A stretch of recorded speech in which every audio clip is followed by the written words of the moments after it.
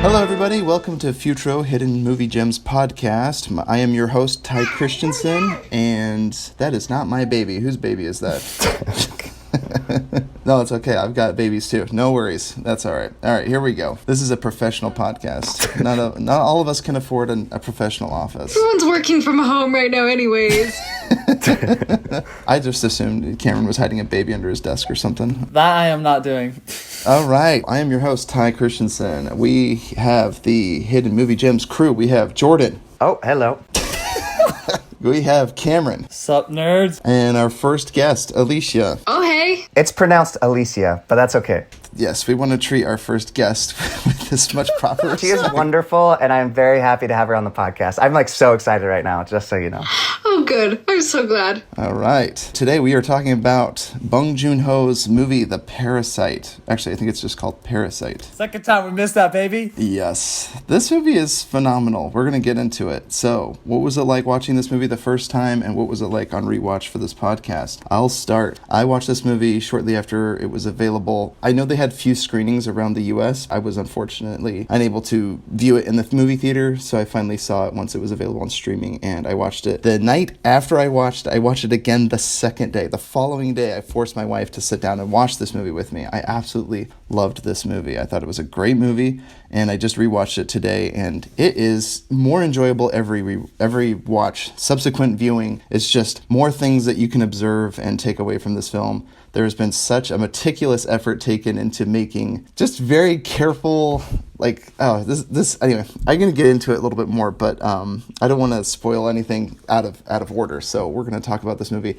Heavy spoilers in this podcast. But yeah, this movie is a delight, and it just gets better every viewing. And we're going to go down the line. Jordan, what was it like first time you watched it, and what was it like revisiting it for this podcast? Oh, I totally agree. It is a visual delight, and I actually did get to see it in the theater, and I had the pleasure of doing that. I did have to, however, drive to a theater in Salt Lake because they weren't playing at any local theaters, not until after it won the Oscars, and then they played it in local theaters. And I'm so glad I went and saw it in the theaters because it was just packed full of people that were like total cinephiles or maybe just into foreign films. But it was such a treat because the people were like laughing hysterically, and it was very fun. And then I got to rewatch it with Alicia, which was such a treat. Such a treat. It was. And then... So real quick, how far did you have to drive to Salt Lake? Where were you at the time? No, I'm here in Lehigh, so it's only like without traffic, it's like a 25-minute drive, but that's without traffic. Oh, okay. But yeah, it wasn't in a local theater near you. Okay. But yeah, Salt Lake's nice. You got a big enough city where they play a foreign film like that. That's good. Yeah, which is really nice because they have, in the city, they've got special theaters that show a lot of, indie films and foreign films. So I've seen it, I think, 2 or 3 times after that with different people. And it's such a treat to hear their reaction to certain things. And I want to get into those things. But yeah, like Ty said, I do. There's a good build up to those parts. So I don't want to reveal them right away because there's so many good parts. That's all I'll say for now. That's good. Cameron, how about you? What was it like watching the movie the first time and revisiting it? I actually didn't get a chance to revisit it for the podcast again because I'm a failure, but I was cramming for college. A brag. Major brag. Okay, sorry. That's not a brag. No one wants to be in college. I'm in college. I'm working to get a degree. I have a plan for my life. Anyway, like I was saying before I was interrupted, the first time I watched it, I watched it actually with Jordan, and I loved it. I think it's just an amazing film. I went in with kind of expectations. I was a little worried because my expectations were pretty high because I'd only heard good things from it. And I had heard good things from people that actually didn't even know a lot about film as well. And so I was like, dang, even if they're liking it and people who are liking film, this is going to be dang good. But I got to go in with medium expectations, being a foreign film, and then I'll really enjoy it. But overall, was not disappointed. I think I gave it, I don't even know if I'm supposed to give my rating yet, but I just really enjoyed it. Great. Alicia, if I'm still pronouncing it right. You're doing great. I also haven't had the chance to rewatch it, but my first impression was it made an impression. I don't know how I feel about this film, and I've thought about it almost every day for how many months ago did we watch this? Yeah, it's been a while. I loved it and I hated it all at the same time. Oh, wow. But it was the kind of movie where even though I've only seen it once, I went back and I thought about it again and again, and there were a few moments when it would, something would come to mind and I'd be like, oh my gosh, I can't believe this. I even texted Jordan about a couple of them to be like, that movie we watched, did you get this interpretation of it? Because it hit me. That's great. This is why I wanted you on the podcast. I love it. this movie messed me up. Yeah. Oh my gosh. Fine. It's only been on her mind for a couple months. That's great.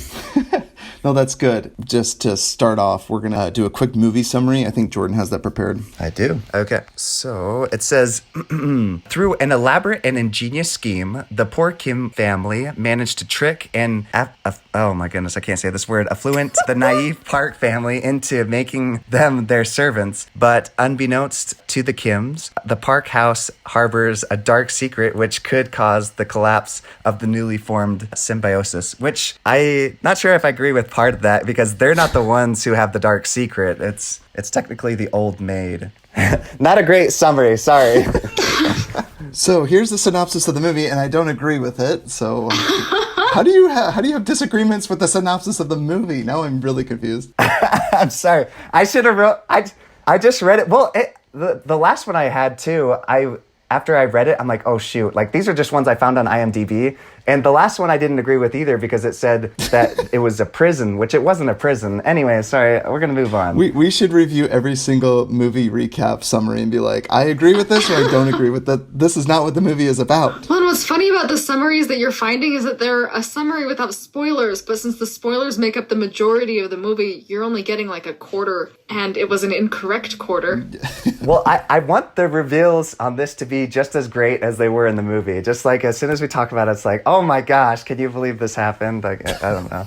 That's so funny. We'll try to do it justice, but yeah, I would say, Bong Joon-ho, man, the director of this film, his other films, Mother Amazing. And Snowpiercer, yeah, this guy, he's knocking them out of the park, let's just put it that way. I enjoy watching his films. Very good at making things that seem very insignificant carry a lot of weight to a story, or things that normally wouldn't build suspense, like in the movie Mother, you have water that's trickling across the floor, and it's very intense. But I won't spoil that movie with what I'm talking about, but it's really cool how he makes things that don't seem like they should add a lot of weight, but they do. It's very good. I know. I just watched Okja. I want to get into that too, and it's like, oh, let's just keep it on Parasite. Yeah, Host, all these great, there's a lot of movies. I would say Okja is probably my least favorite. It just feels a little over the head. But again, it's fine. I'm glad that he's getting work and people are seeing his films. Thank you for that. So we had the movie summary. We're just going to do a deep dive real quick, interpretation, fun facts. First off, I just wanted to start with the very opening. I love looking for the opening shot in a movie and like the first lines of a movie to kind of sets the tone. So the very first shot is some underwear and socks hanging in a windowsill. And it's hanging out, I'm assuming, to dry. But I thought this was really interesting because, again, it's very embarrassing to have your laundry aired out like that and right in the window where anyone could see in. So it just kind of sets the stage of the kind of situation that the Kim family is in, and I guess the poverty that they're living in the current situation. I like that. And then the very first line is Kevin, the eldest son, is saying, the first line is, we are so screwed, or we're screwed. And I don't know why. It's such a great first line of the movie and a first shot. I just think they do a really good job at setting the stage and the kind of the tone of what the Kim's family situation is. But yeah, any first thoughts with the opening of the movie, beginning of the movie? I think I want to hit on my impression going into it, because it was not what I expected at all. I didn't put a whole lot of thought into the name Parasite, but I am definitely going to come back to the name Parasite at the end here. I love that you said that it's like it's airing their dirty laundry. You see the family dynamic. You see how close they are, and that they feel like a normal family just in poverty. And so already they have your sympathy, and that's really what it built going into it. And so I'm like, okay, this is a movie about a family. And when you think family, you think like warm and cozy. And I'll just pause there because I'm going to go into, I don't know at what stage we go into everything, but the beginning. We can start now. Yeah. This is a heavy spoilers. You should only be listening to this podcast if you've seen the movie. And the movie's been out long enough where you haven't seen it. You're likely not going to. So. I mean, you make a good point. I'm going to hold off. I can make this more dramatic if I wait just a couple of minutes. Yeah. Awesome. Yeah, stretch out that tension for just a little bit longer. Well, I like what you said, because that's funny you mentioned the title, because I hadn't thought of anything about it when I had seen it the first time until closer to the end, or maybe even after I'd watched the film. It's really funny, though, the director, I was watching some interviews with him. One of his early films is called The Host, which is about a monster that eats people and stuff. When he made this movie called Parasite, all the people thought it was like a sequel to that film. So when they sit down, they're watching it, they're waiting for some like monster and creature to come and show up in the film. But it's not about that at all. You know, there's only actually, I think, one shot of an actual bug at the very beginning when they're fumigating the houses, and he flicks and he's like, gosh dang parasites or bugs. No, stink bugs, that's what they're called. Yeah, he flicks it. And yeah, I just going back to what Ty said too, I love the fact that from that opening scene, there's endless little details. Every time I watch it, I find something new. Like the fact that that one lady was a professional, I don't even know what the sport's called, but you like swing the ball around and huck it. Hammer throw. Yeah, I didn't catch the picture early on. So when she was throwing it, I didn't really think anything of it. But she was like an actual professional, like she won awards for it. I don't know if it's like an actual sport or something, or I'm sorry, I should have. They give out medals for just about everything these days. You know. I know, yeah, they even give out participation medals to stuff, I guess. But anyways, doesn't matter. So, but the actual point, I just like that little detail. Is what I'm saying is there's lots of little details, like the fact that they're so poor and cheap that they have to, leave the windows open so they can fumigate their home. Oh. Like, I just love those details. Or the opening shot where he's like running around trying to get steal his neighbor's Wi-Fi, and they find a certain spot on top of the toilet in this little corner of their house to get Wi-Fi. And it's just to get just even that one bar. I know I'm smiling so much, but because it's kind of sad actually now that you think about it. But it's like, it's a detail that's like powerful. And as the film progresses, you get to see the rich family, and then you see the contrast between the two, which is like night and day. Yeah. So good. Cameron, did you have anything, first impressions of like the opening scene, the first act? I think two scenes that I really enjoyed was the one where we're trying to get the Wi-Fi, and just seeing kind of him sitting on that toilet on a second floor almost. I'm like, why is the toilet, what is it doing up there? Like, why is it higher than, I have so many questions. And then the second part that I really enjoyed as well, the putting the pizza boxes together. I don't know why I just thought was so funny watching on YouTube. Look at this girl. She could do it so fast, and they're just trying to do it fast or whatever, and they give it to the lady. Just 40% of them are done wrong. And it's like such a simple task that you feel so bad because you saw how much they wanted to do it and how hard they worked, and then it wasn't even good enough, and just wasn't good quality. And so you just see them even in the struggle, the littlest things that they're trying to do to get money, get ends meet or whatever. That's just still not good enough. And so you see kind of the desperation start to build up. It does. It builds up that desperation, and it builds up that sense, like, because they all fold the boxes together, it gives you that sense of family unity. You're supporting them. Whatever they need to make ends meet, you are behind them 100%, and then the movie starts. I mean, then it gets going. Yes, this is all the intro to everything, and then of course you get the whole wheels that set in motion. The wheels getting set in motion when Min, an old friend of Kevin's, is now a college boy. That's what they call him or something. He's gone to college. He's sophisticated. He's basically like the opposite of Kevin. So when he comes in,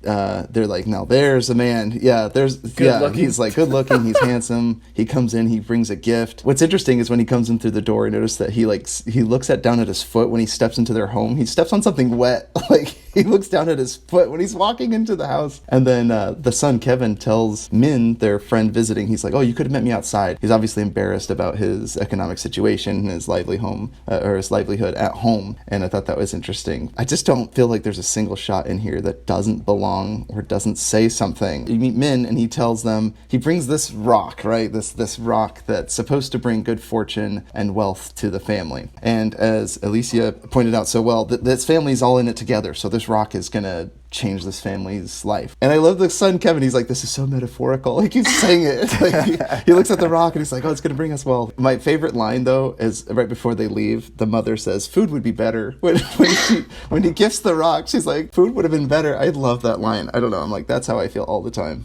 Just bring food. That is to be a good guest in a home. Bring some food. Mm-hmm. I have a question about Min though. Why do you think he chose Kevin? Why do you think of all, I mean, he's a handsome, charming guy. So why did he go to Kevin? I think a definitely big factor is he saw him as a non-threat for his girl. Why? I mean, explain your thinking, because I just may agree, but I want to know why you think so. When he's explaining why he chose him, Kevin even says, there's a bunch of people that are way more qualified than I am. He's like, yeah, but I know how those college guys are. They would want to swoon her or whatever. And then Kevin, so you're saying I have no chance with her, huh? No, it's because I trust you. It's because he thinks you're ugly, but you're still homie. Right? Yeah, maybe there's an educational gap too. People that have gotten a higher education, they look at those that maybe only have what is equivalent to like a high school or middle school diploma. They might think, oh, their level of intellect wouldn't be on par with someone like the daughter from the Park family. And so maybe he felt like, yeah, he was less of a threat because he hasn't obtained a status. So even though he might not be considerably more wealthy than the Kim's family, Min is still thinking, well, he doesn't have as high of an education as I do. But he could be that's one conjecture. I don't actually know. But that was my thought. It's maybe education. And everything is about status in this movie, so maybe that's what it was. I just think it's probably a combination where, you've got his looks, you've got his status. He knew what he was doing when he came into the house. He could have met them outside, but I think he wanted to humble him enough to accept this position. And he's saying, I know I can trust you, and yet he's asking him to lie. I really do think it goes back to the economics, because if you trust someone, you trust that they won't lie. And yet here he is saying, hey, come be deceitful with me. You're going to make money. My girl's going to be safe. We both win. And yet. But at the same time, though, I feel like it was kind of interesting because I was like, oh, he's definitely doing that because she wouldn't ever want to go out with like a poor boy like him. But the friend is asking him to pretend to be someone who is intelligent, who is on the same class as him. So the girl's not going to know that he's not that. So like the reason I feel like a also possible reason why he did that is because of how like they actually have a really good genuine relationship, because he actually genuinely trusts him, because he like you wouldn't just tell somebody like, oh, you're gonna pretend to be rich and like swoon this girl, because like any guy that pretending to be rich like that's pretty easy to fool like a 16-year-old girl or whatever, a 14-year-old girl, however old she is. So that's something that I thought was interesting, because like the fact that he trusted in him enough to like, you're gonna look like all the other guys that I know, but I know you're not like them. I like your optimism and your faith in humanity. Yeah. No, well, go ahead, Joon. I mean, if you're going to continue off that thought, you can. I just wanted to. I know we haven't even gotten that far into the film, and I just want to keep talking about all the little details in the beginning.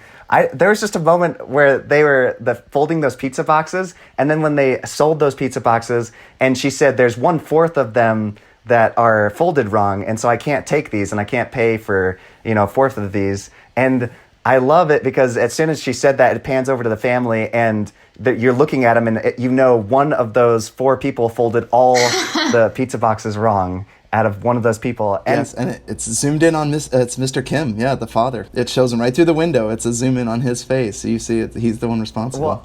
Well, I don't know if he's responsible, but I do know that I was just thinking to myself, like, I wanted to like look around. Did everybody catch that? Is like what I was thinking, because I love movies when they like show and don't tell.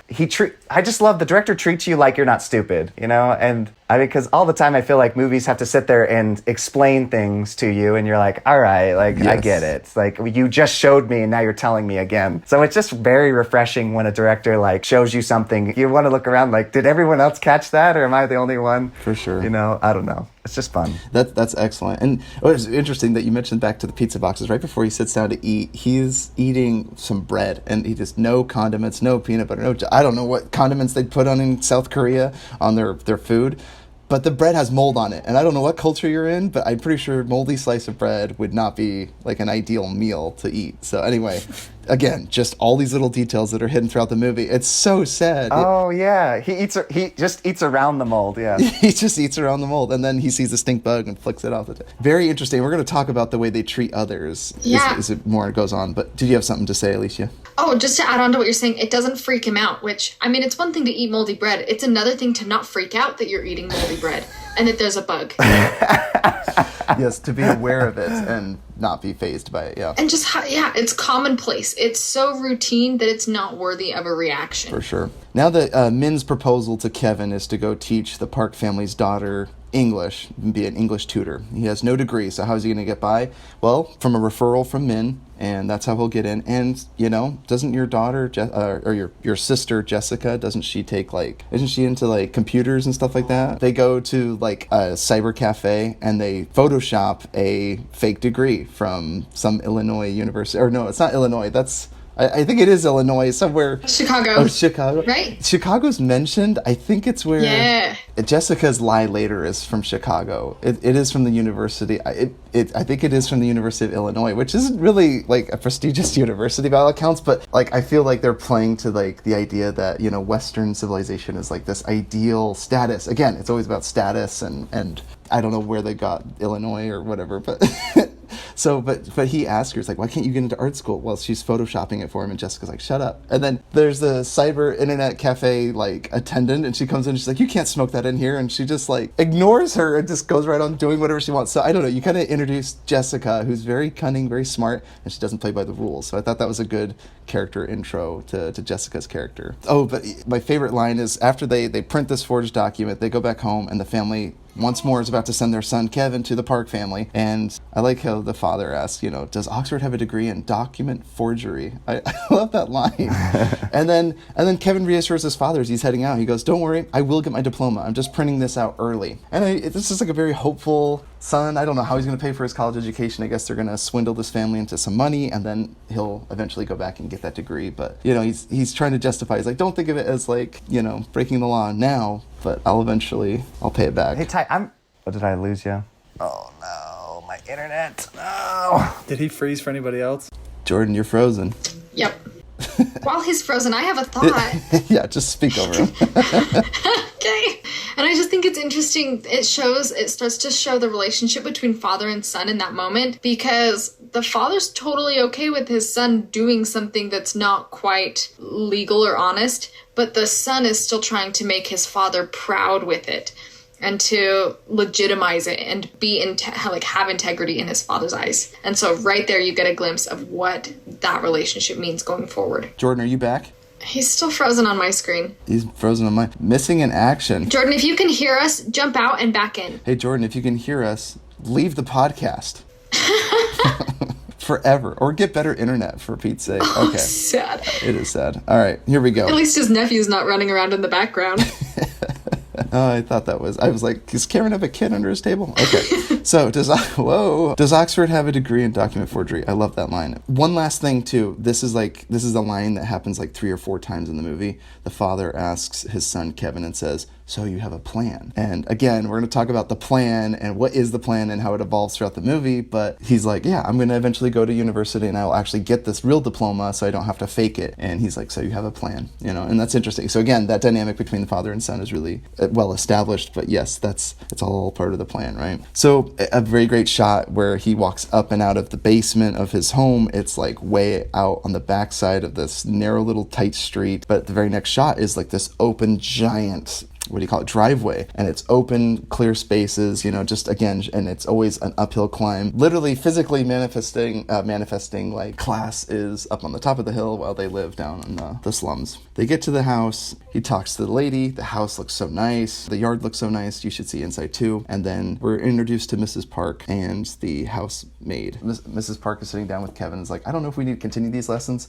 I'd like to sit on your first lesson. Kevin, under pressure, Mrs. Park is watching him give the lesson, and then Kevin, like, in an instant grabs the daughter's hand and like is like, I'm feeling your pulse. You went back to an answer that you answered previously, but you're having second guesses. But the heart never lies. You need to, with vigor, slash through the jungle. Like, he's saying all these weird garbage phrases, and I guess it gets him the job. He still doesn't know anything about English, so he's not going to be a great tutor. But I love how he, like, just finagles Mrs. Park and just convinces her that he's a real tutor. I guess I just love that idea of, yeah, you just got to muscle forward and, you know, never doubt yourself, and it's just all nonsense.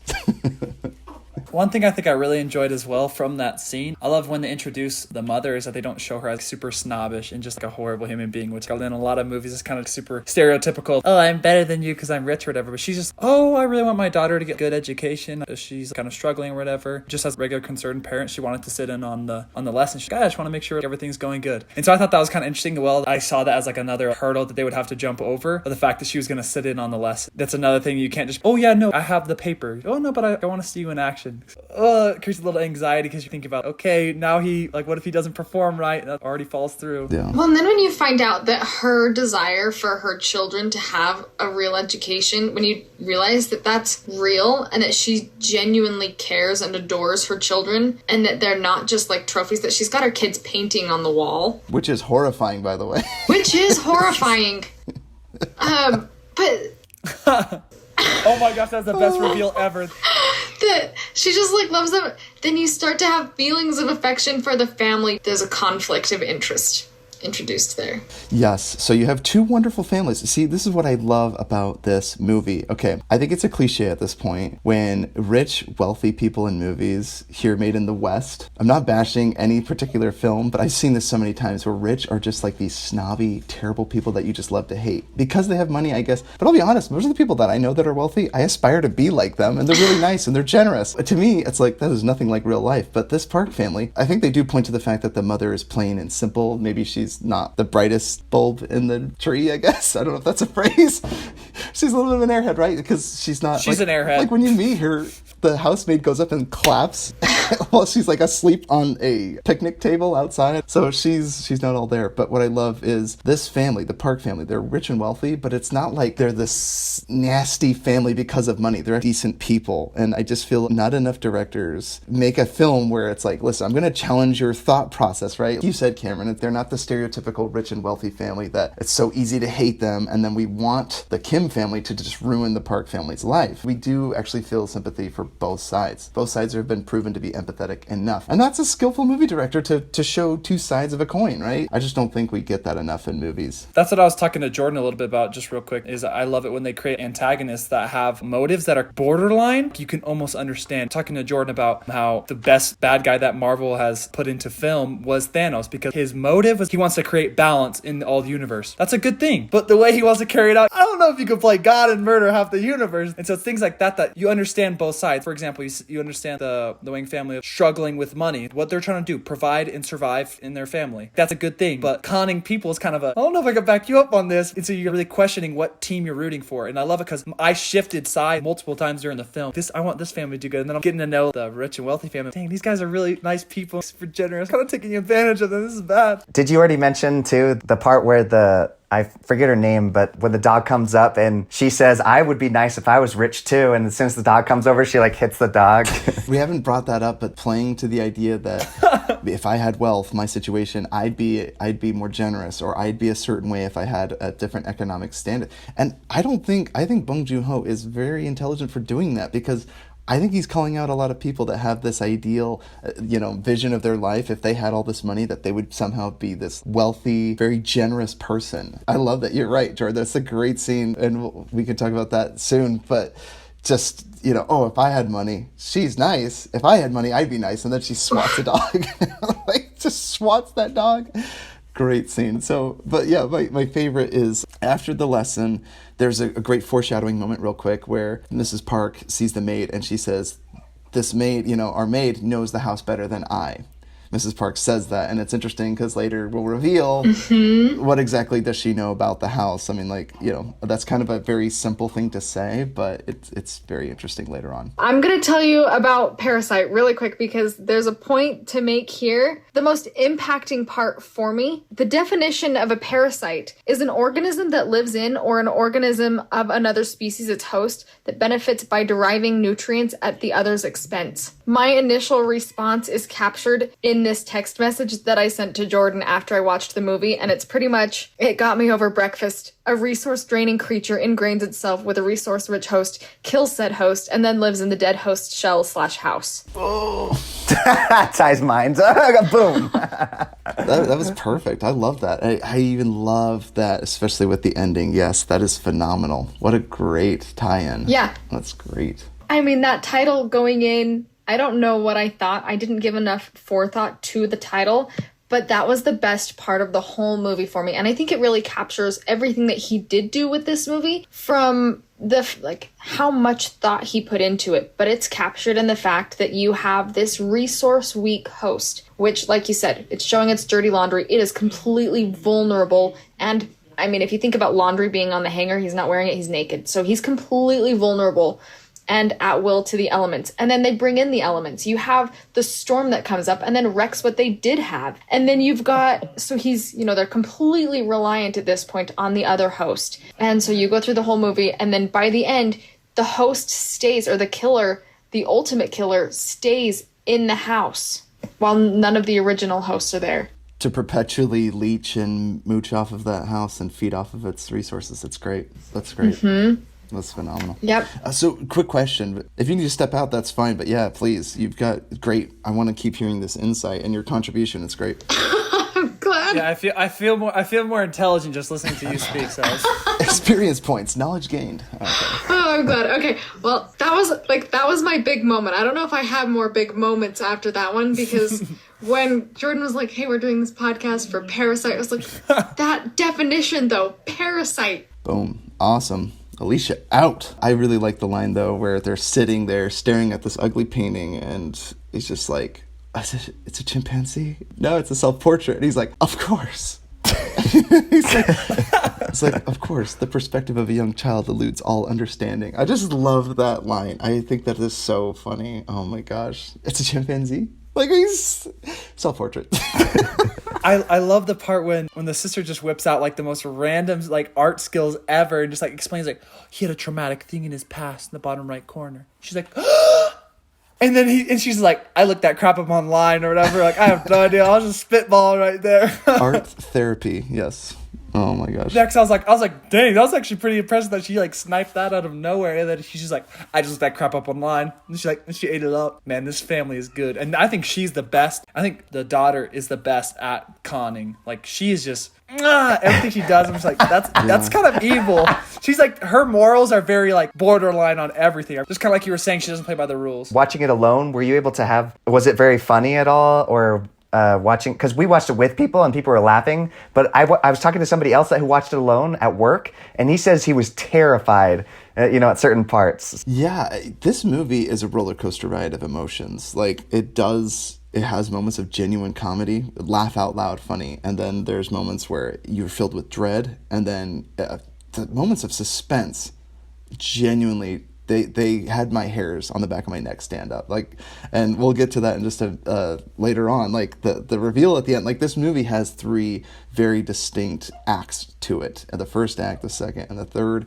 And each one of them has a very different feel. Like, it almost changes movie genres, and it's so seamless though, because it doesn't jar you, but well, it does jar you. It's almost like a car wreck, right? It's just like a whiplash almost in a way, but it's so seamless because the movie, it doesn't change the mood, the tone of everything is still the same, and I think that's just a testament to Bong Joon-ho's amazing craft and eye for cinematography, for story. Everything in this movie just flows so seamlessly. So, but yeah, it was great. It's right before Jessica and Kevin are coming up to the Park family's residence. They're about to ring the bell, and then she just goes, "Hold on," as she runs through her head her little story. And I like that scene because it cuts out the whole scene where Kevin goes home, explains to Jessica how to con this family into art. They summarize it in like 5.5 seconds. It's a great way to like get the story moving because we don't need to see everything twice. I just think that was a really good way. And she just says, "Yeah, hold on. My name is Jessica. I'm the only child. I'm a classmate of a friend, a friend of a cousin."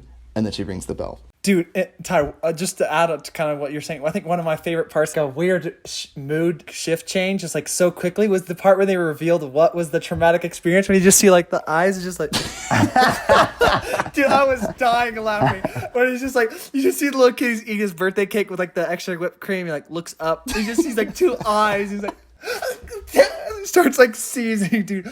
It like went from like so intense that I was like dying laughing, but like, what the fuck is happening at the same time? It's great too because the movie does have a moment where you're like, is there something supernatural going on? Because the trailer, I remember watching the trailer and I love it because it did not spoil anything, but it did have a moment of like dread and suspense. So you almost think, is there maybe something paranormal going on? Because you talk about the lights coming on when Mr. Park comes home. They're like, maybe there's faulty wiring. So you're like, is there some spirit at play here? But I think the movie benefits further because as much as I like paranormal movies, this movie benefits from having having. Nothing supernatural about it. It's Can we talk about the big reveals now? Because I mean, we could analyze each individual part of the movie, and we could take 2 hours. I mean, we're already coming up on an hour, so let's just really quick talk about. So they infiltrate the family, right? yes. We're at 40 minutes right now, Jordan. Yeah, that's what I'm saying. So you have Jessica, and it's great because Jessica's then explains something about art therapy, and she's like, shows Mrs. Park a drawing that her son did, and she's like, look at this little corner here. They call this the schizophrenia zone or something like that. And she's like,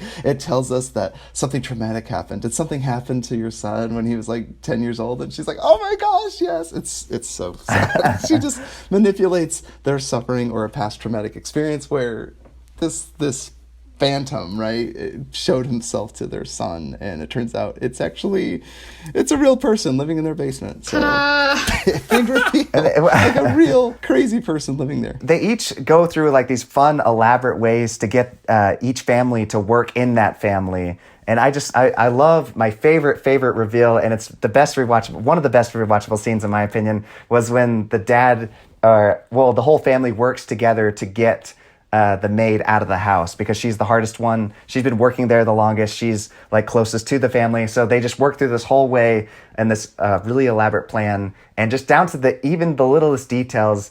And the music plays throughout that entire thing. It's almost like a symphony. And then at the very end, he reaches in the trash can and pulls up.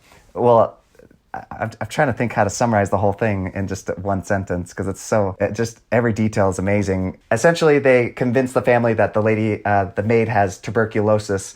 And so when he reaches in and pulls out the little napkin that he just poured hot sauce on and looks at the wife and she's just like ready to faint, is the greatest scene ever. Because she has an allergy to peaches, so they take little peach fuzz and they throw it in her face occasionally and get her to cough like crazy. And it's amazing what they go through, just their plan to get her out of the house. I think that there was nothing more than like the peach fuzz that made me start to lose and question my loyalty for them. There were other things that made me start to question my loyalty, but the like insidious torture of that poor woman, and then you come back later and she's not a poor woman, she's kind of vicious, but then you remember she's fighting for her stuff. Exactly. So is she vicious? That's an excellent question. So I'm going to get to it. We were going to go through each of the story points, but yeah, I'm going to ask you guys, at what point do you stop rooting for the Kim family, if at all, right up to the very end? And I certainly hope that everyone here stops rooting for the Kim family at some point, because right up to the very end, you might be on board, and then it's very hard to be on board. So they get Mr. Kim to be the chauffeur because they Jessica leaves her underwear in the car, makes Mr. Mr. Park think that his chauffeur is a pervert, loves, picking up chicks in his boss's car or whatever. And then they suspect it's like meth and cocaine. So anyway, they fire their chauffeur and they get Mr. Kim to work for them. And then while Mr. Kim is there, they then do the peaches on the poor housemaid that's currently there. And like you said, Alicia, this is like where you start to question. You're like, this is pretty dark. They're like endangering someone's life, exposing her to something she's allergic to. They don't mind at all. And they don't mind. They don't mind a bit. I guess it's kind of a witness to, if we look at what our morals accept, and I think a lot of what we accept in movies is different than what we would accept in our own lives. Like if I had a friend who was trying to do what they were doing, I would not associate with them anymore or do some, I don't know what I would do. I haven't thought that out yet, which I would do. But because it's on TV, it's okay. So it's okay that she left her underwear in his car. It's okay that the daughter came in fake. It's okay that Kevin came in without assuming. But our morals are only in true, we only really start to question and be like, this is unacceptable when it comes to the peach fuzz. How much have we let go up until the peach fuzz? And then even the peach fuzz, we're like, well, I get why they're doing it. And we're still loyal to the family, even if we don't like it. Ty, in kind of relation to that question that you asked, like there was two moments that the peach fuzz part actually wasn't super. I was kind of like, whoa, that's borderline, but I was still rooting for them. But the moment that I was like, whoa, that's too far, was when it was after they were kind of like fighting or whatever, and has the photo, and they're just rubbing it on her face, like rubbing the peach all over her face. I'm like, she's gonna die. Yeah. She's gonna die. Like, I was like, oh my gosh. And then this other part that I thought was like a total tone shift of just the entire movie was like when they push her down the stairs and her head hits the wall. It's like, and then just everything's like, you're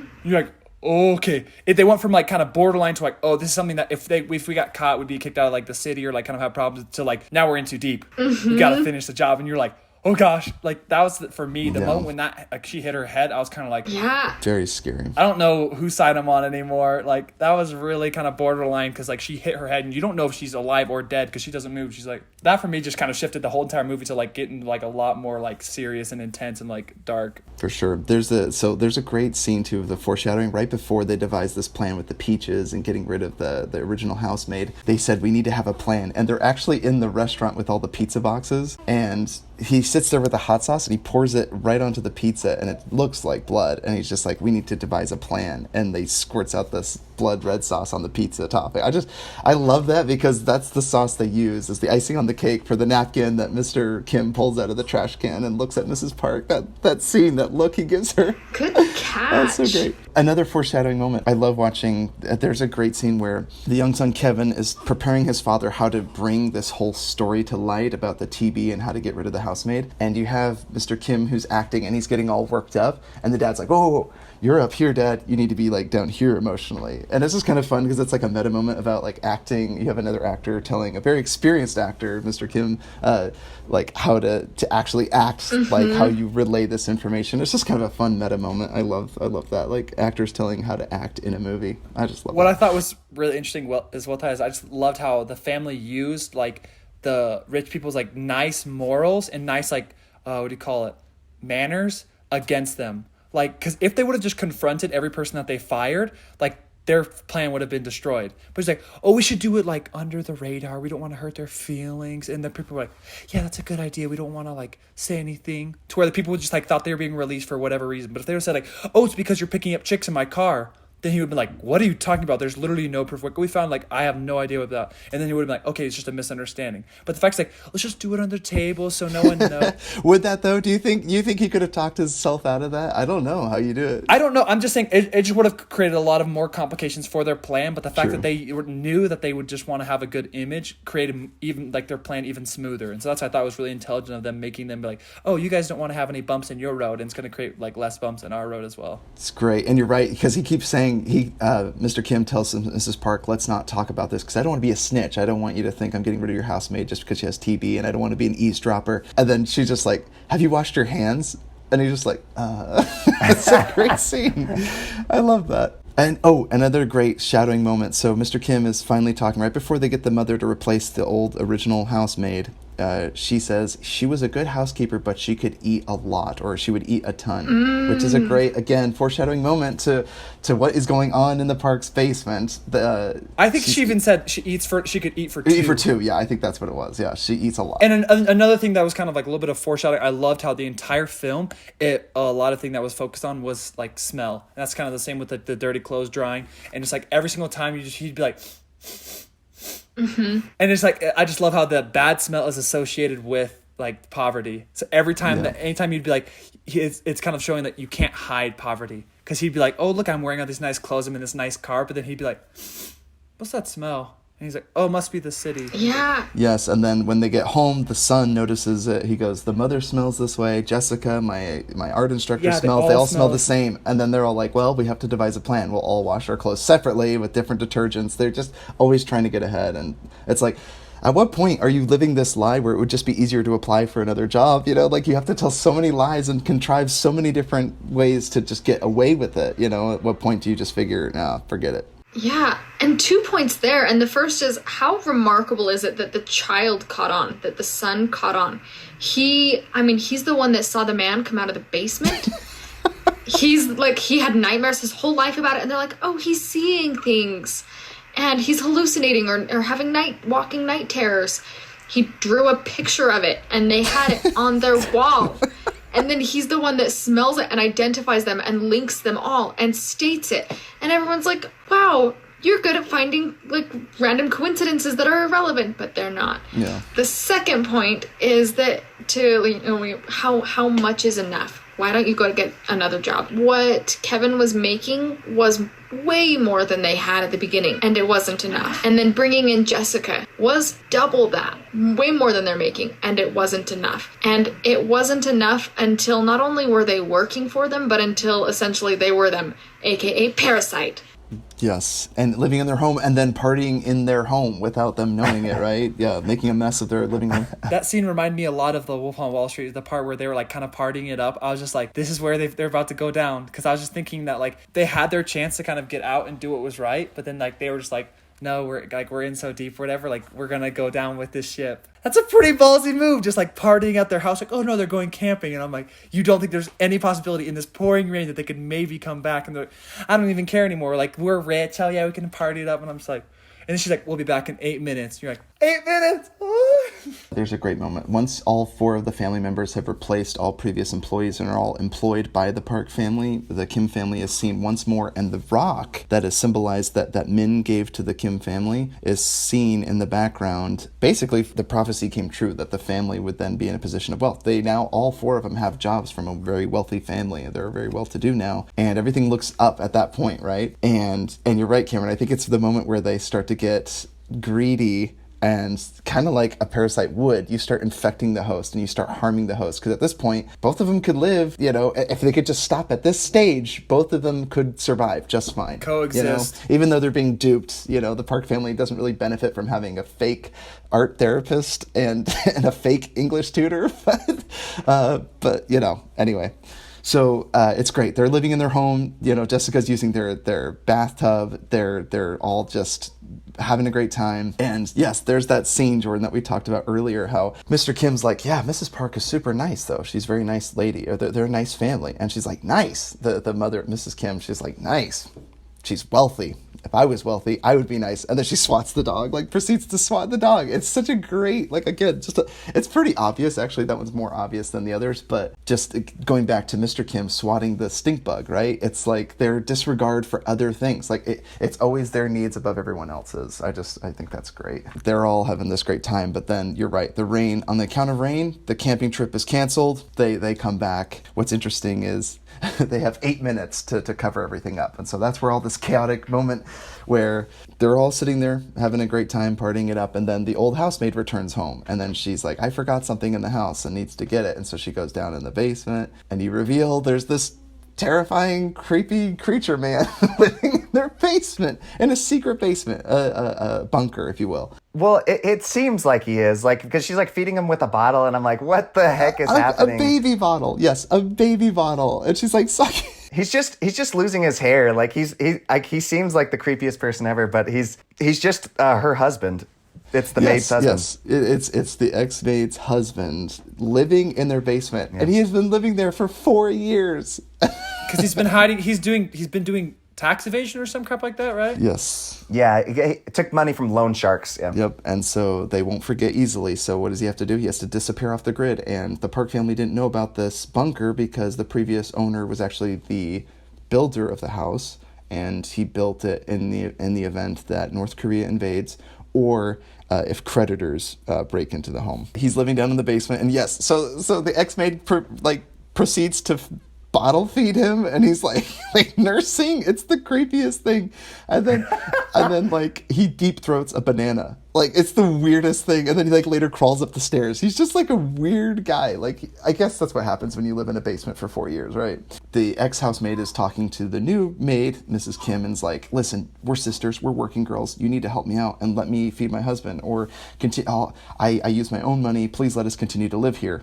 Yeah, they're like, no, that's not going to happen. There's a scuffle. They find out that they record the ex-housemaid finds out that the whole Kim family is they're all working together, right? The son, the daughter, all the employees of the Park family, they're actually all related. And she finds out their secret and gets them on camera. And so they kind of have leverage against them for just a quick moment. And then Mr. Kim lurches at the family, and then just all chaos breaks out. They all start fighting, and the old housemaid, she grabs a bottle and bashes both Kevin and Jessica on the head. So she does attack, and then they proceed to dump peaches on her face and scrub a peach on her face. The most scariest thing. And again, this is where the whole scuffle happens. Tie them up, they get the upper hand, they put him in the basement. the Kim family put the old housemaid and the creepy husband into the basement, and the Park family then just arrives home. She's running up the stairs, Cameron, and then the Mrs. Kim just kicks her down. Roundhouse kicks her right down the staircase, and she proceeds to tumble backwards and bashes her head against the wall. It's just so insane. That moment, yeah, she suffers a concussion, but that moment, yeah, it kind of made my jaw drop the first time I saw it. That was just like such a, that moment made me stop rooting for the family, because I was just like, oh, like this is terrible. Like she could be an accessory to murder. Like she literally could have killed her. Oh. Dude, I think one of the most intense scenes besides that one was the one where, what's his name? The son is running away and the dude whips out the wire and just throws it around his neck and just dragging him. I was like, oh my gosh. That's like the part where you just start seeing him going like crazy. And then he's like hitting the light with his head. Like, SOSing. And what's interesting is the son does notice the light bulb, and he probably knows it's saying SOS, but he doesn't know what to do. Like, right? Like he's just watching it. And because he's obsessed about Cub Scouts, but he probably knows Morse code, and he's like looking at it, and so like Alicia had mentioned, like the son is most observant. and if he just didn't, like, if he was understood and listened to, maybe the Park family wouldn't have suffered so. Yeah, but I mean, it's kind of the same thing. Like, imagine if you saw a light in your house just like blinking SOS. You're like, that's weird, but like, what? My first thought is maybe someone's living in my basement and been there for the last 4 years. That's my first thought. And maybe all of my maids and helpers are from the same family in conmen. They're all conmen. So there's a great, so once they're all trying to get out of the house, they all have to hide under the coffee table. Some hilarious hijinks ensue where the Park family is there getting intimate on the couch, and they're all stuck under there, and they mention the smell again. He's like, it smells like Mr. Kim. So again, brings back the smell. There's a great scene. So once they finally sneak out of the house, they go back to their own home, and unfortunately all the rain that's been pouring, so they descend like 1,000,000 stairs across town because they don't have the car. They have to walk home. And they get home, the house is entirely flooded. The Kim's family, everything, all their possessions are completely destroyed. Their apartment is completely submerged. And there's just a great shot of just total desperation, a total low point. You see Jessica sitting on top of that toilet, and the toilet with just just gushing sewage, and she sits on top of it, pulls out some cigarettes, and just sits there. And it's just like what a depressing image. But yeah, that was Jordan. That reminded me of it's the same thing with like the moment when in Wolf Wall Street that he's hit rock bottom. Is like the scene where like punches his wife, like cuts open the pillow, snorts a line of cocaine, and then he's like running away. You're just like, gosh. And then he like crashes the car, and he's just sitting there, and then you're just like, dude, what is your life like amounted to? And like you just see like the family, they almost got caught like conning into the house, like drinking, messing up with like that stuff. They had to run home in the pouring rain. Their entire house is flooded, and she's just like sitting on a toilet with like just sewage just coming up into her house, and you're just like of how high they went up so quick that they just fell so fast, like and fell even harder. Sure. And what's great is that it comes back to the plan. So when they're all now in a storm shelter, or like a relocation facility to help people that have had their homes flooded, they're like in this big gymnasium with a lot of other people that I'm sure are in dire straits. They're in a bad situation, and he talks to his son and the father. Kevin talks to Mr. Kim, and he's like, I have a plan, and he's just like, I don't have a plan. Mr. Kim's like, I just do things, and I don't really plan out my life and everything, and that comes to effect. This is the last day right before the garden party, where they're going to have a little party for the Parks are throwing a little garden party for their son's birthday. That kid has the worst birthday luck I've ever seen of any human being ever. Yeah, let's chalk it up to worst birthday parties ever, right? Yeah, it's right up there for sure. But yeah, so they go back to the home. Kevin's worried about the old housemaid and her creepy husband in the basement. He proceeds to go down there. And while he's going down there, Mr. Kim is talking to Mr. Park, and Mr. Park is making him dress up in this ridiculous Indian headgear. And they're like, we're going to jump out pretending to be Indians or Native Americans. And Mr. Kim feels humiliated about this, right? But he's like, oh no, I'm paying you. Just think of it as part of your work. And it's almost a nail in the coffin at that moment, where I think Mr. Kim just absolutely despises Mr. Park, because it's like, so you believe with your money that you can tell me to do whatever it is that you want. I'm not your monkey, right? I'm just not going to dance around and do whatever you ask of me. That was a great moment, because that's like the tipping point for him for sure. Well, maybe even not, because it's still, so Kevin descends into the staircase, and he approaches the old housemaid, and she's laying there, and he's like, are you all right? And then Cameron, this freaking rope comes out of nowhere, like out of the shadows, and wraps around his throat, drags him across the floor. Oh my gosh. Oh my word. And then And then he gets out. He's like ready to bash his head with the rock, the good fortune rock, right? Kevin brought it down there, I guess, to finish him off. Like he thought, Dad, I have a plan. I'm gonna finish off that family down in the basement so we can continue to live in peace with the Park family and get rid of this problem that we have with the other family being tied up in the basement. But as he goes down there, he didn't anticipate the creepy husband to surprise attack him, and he proceeds to run up the stairs, and he's chasing him. He catches hold of the end of the rope. It's got like a little metal bar on it. He just totally clotheslines him. He flies back on his back of and he takes the fortune rock and smashes Kevin's head in passing him out. And he didn't just smash him like once. He like did it a couple times. Again, and I was like, yeah. Oof. ooh. And then he proceeds to grab a kitchen knife, maybe the Samurai Plus from Platform, another knife, just to, making a streamline through all these movies. Yes, goes out, and then it's just utter pandemonium and chaos. Walks right up, stabs Jessica right in the shoulder. Okay, then that's a real quick detail that I thought was really interesting. Is like right when he walked out, because I thought he was just gonna walk straight through everyone and just go stab, but he just like walked out, and then like for like 2 or 3 seconds, he just like appreciated nature. He was just like, looks up at the sunlight, and then it's like, all right, back to killing. I was like, wait, what the fudge? And dude, Kate, the best line in the movie, hands down, respect. Do I know you? It's like, do I know you? Respect. Oh my God. Respect. Yeah, it's great. So Mr. The creepy old husband of the ex-housemaid. I see that's his name because I don't know what his name is. The creepy guy. He proceeds to stab Jessica. Jessica, self-defense, throws cake in his face, and then the boy sees this guy with a bloody knife and cake in his face, and the boy like passes out. That poor kid.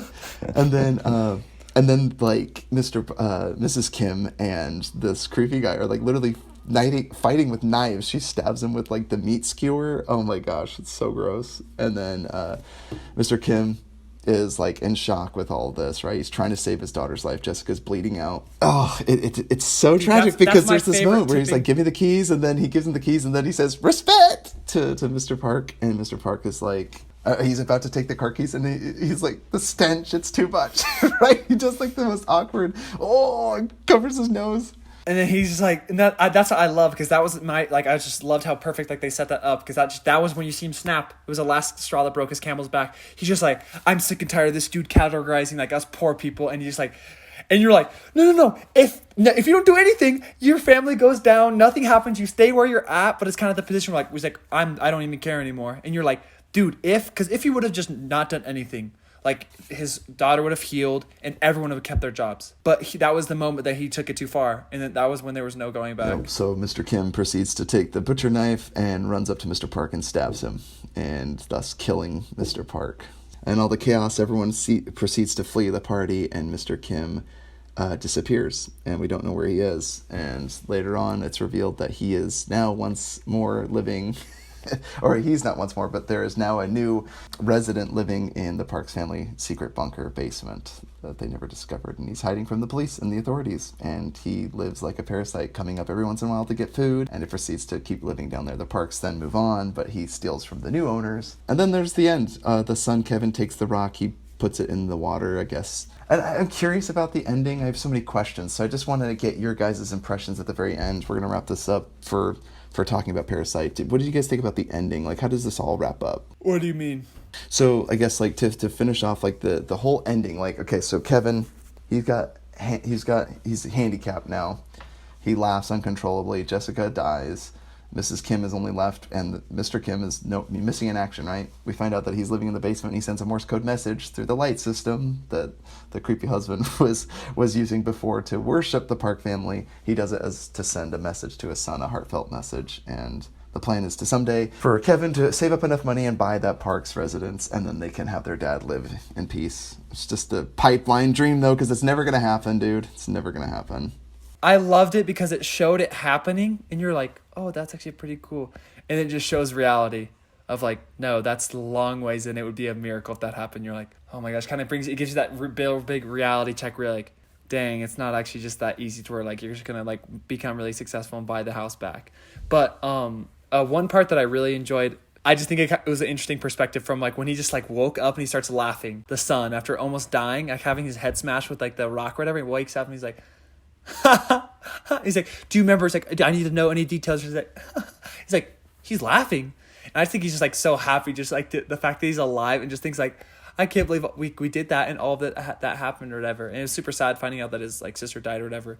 But I don't know. I think it was just like the ending impression. I just loved it so much because I thought it was really well done to where it shows you that kind of like the parasite side that we were talking about, is that like sometimes the parasite gets too greedy.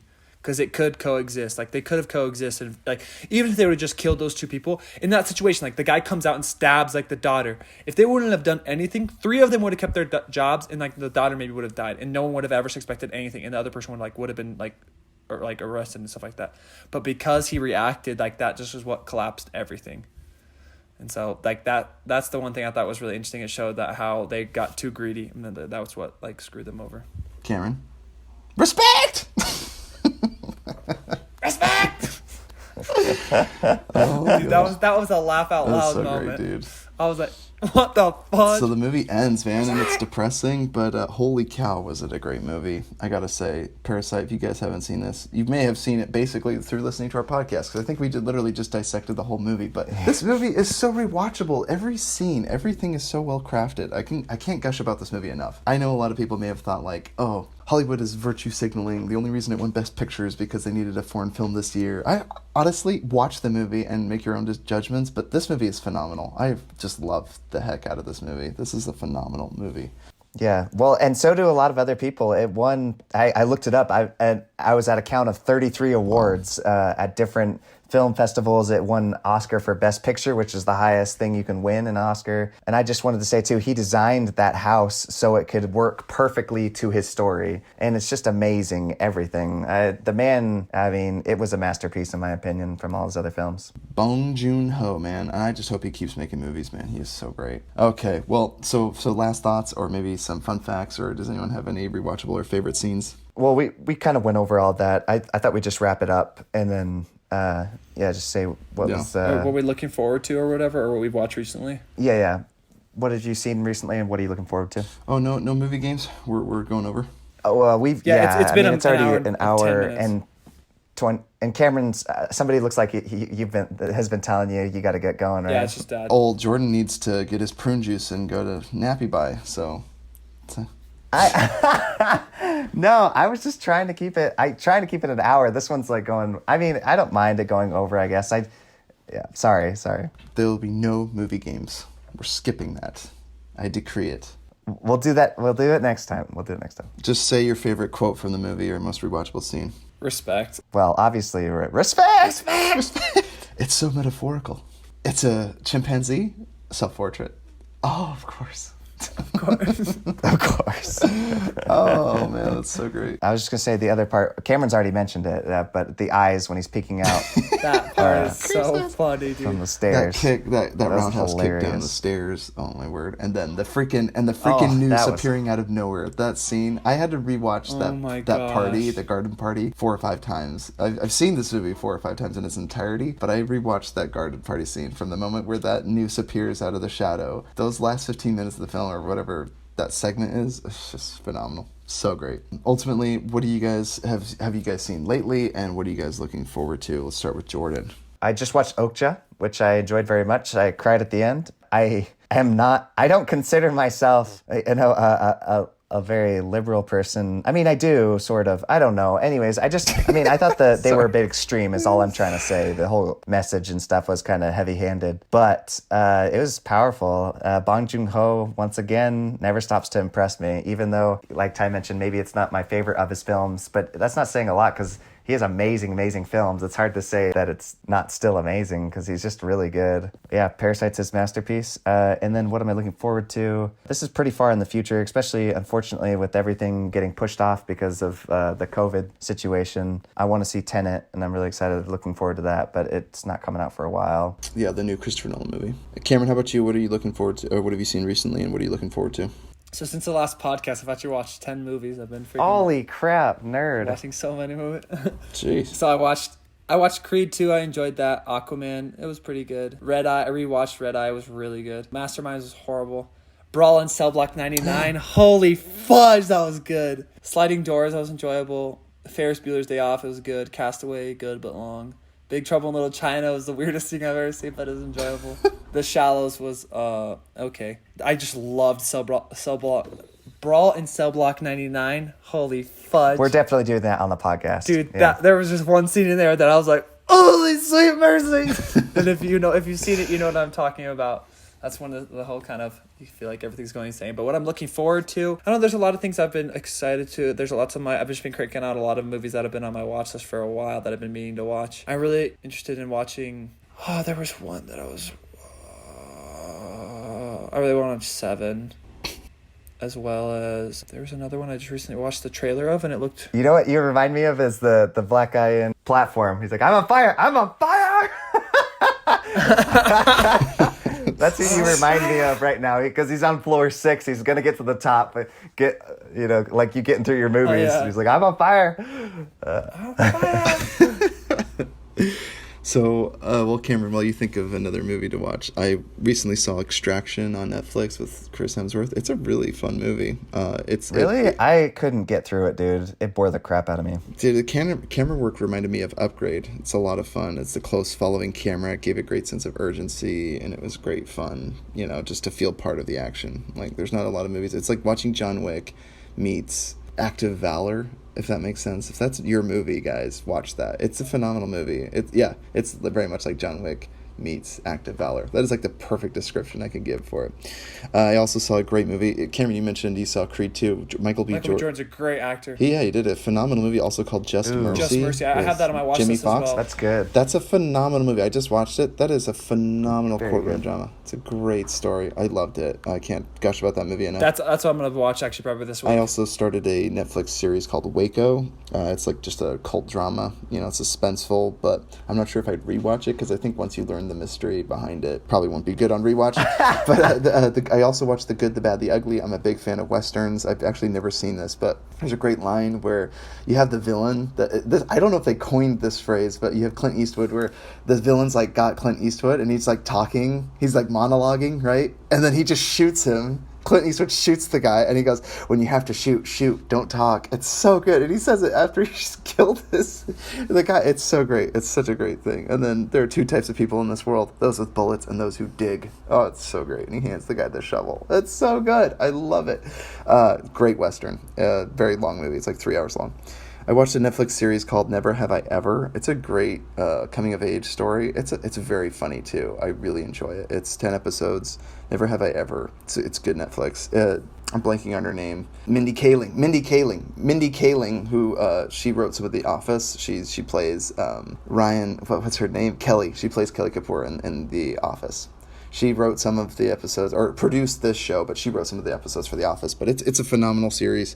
And then for movies that I'm looking forward to, I want to finish Molly's Game. It's by Aaron Sorkin. I'm excited to finish that movie. I want to watch that too. Molly's Game on Netflix. Cameron, did you have anything else you were looking forward to? Is that everything?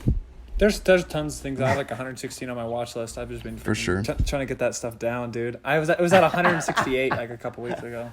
It's fun. Well, we're gonna postpone all the movie games, guys. Thanks for listening and tuning in for the Futro Hidden Movie Gems podcast. And Jordan, Cameron, and Alicia, this is all of us signing off. Thanks again for listening, guys. Take care. Keep watching movies. Stay Thanks, rad. guys. Right. Later. Also, email us at futuromovies@gmail.com if you have any questions. Okay. Good. Maybe we should do that from now on. Yeah. Email us with questions. Yes. Email us Yeah, with I keep questions. forgetting. Or just hate on Cameron. All the comments he makes because they're useless. Direct all your hate at Cameron I could take it. as much as you can. He can take it. All right, you guys. Peace.